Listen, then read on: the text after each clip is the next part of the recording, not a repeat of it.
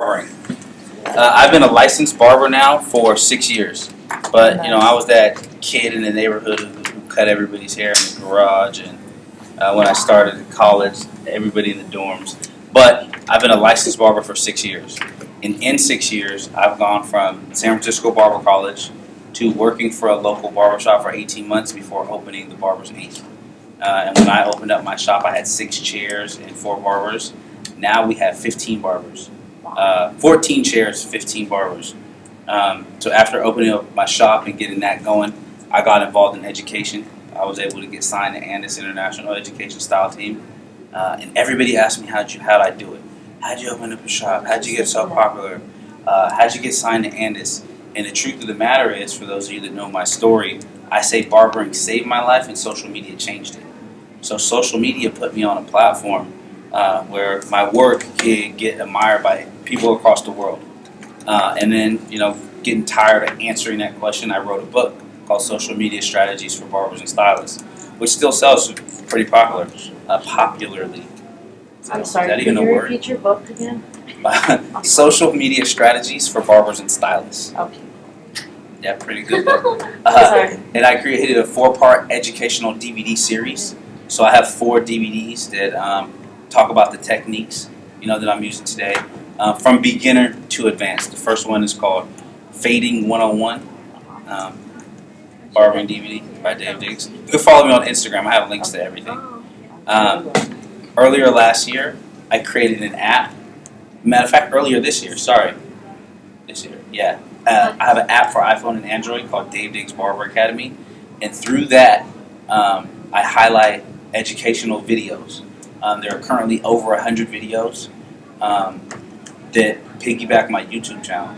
I have a YouTube channel with over 7 million views and about almost 100 haircut tutorials. I moved all those tutorials to my app. I also put all of my tutorials that are on my DVDs on my app.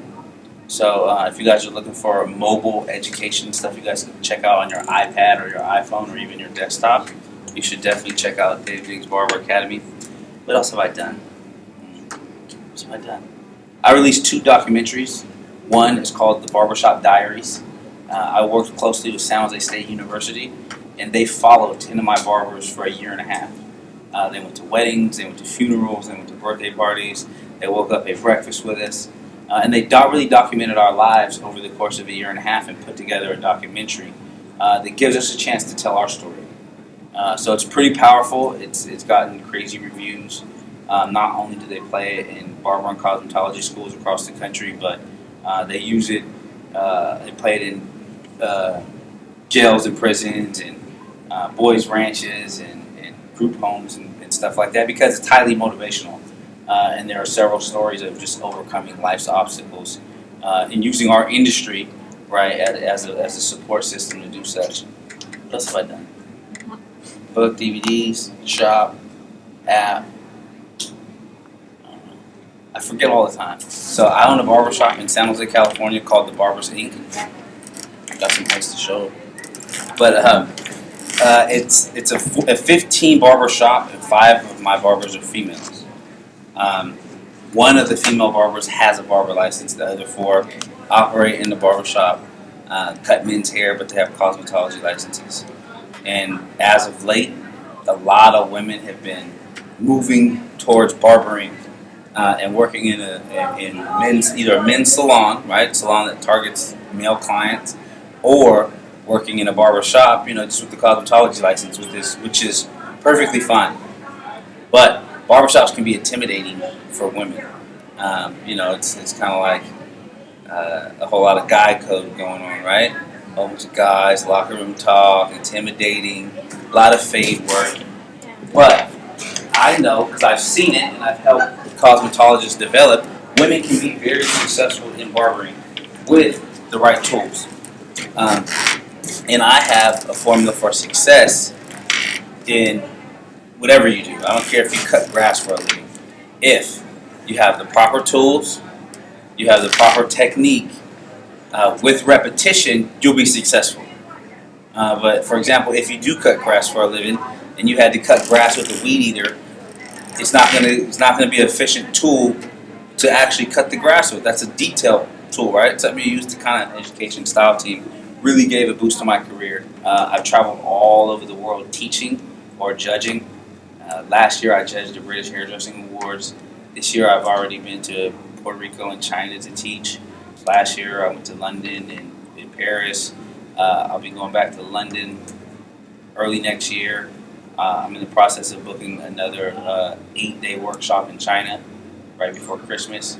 So it's really getting involved in education is giving me the opportunity not only to travel and enjoy my career, but to positively affect people's lives, like the people that are here sitting now. So one thing I want to tell you guys is it's important to invest in your tools, whether they're clippers, whether they're flat irons or blow dryers or shears or a mat for the floor. You need to invest in stuff that's going to help you do the job you need to get done. For those of you that are focused on color, right, getting the proper tools, getting the proper education with color is what's going to help you be successful. But if you want to get better at men's haircuts, if you want to achieve the results, that you have to invest in your tools. And I say invest, I don't say buy, because you guys chose this as a career. So every dollar that you spend towards your career, it's an investment. You know, you buy clothes, you buy food, you buy stuff that doesn't really matter. But if you spend money that goes towards your career, it's an investment. Whether that's the $25 you paid to get in this hair show, or the $80 that you spent on clippers. So don't hesitate to continue to invest in yourself through education, through hair shows, and definitely through tools. Does that make sense? Yeah? Awesome.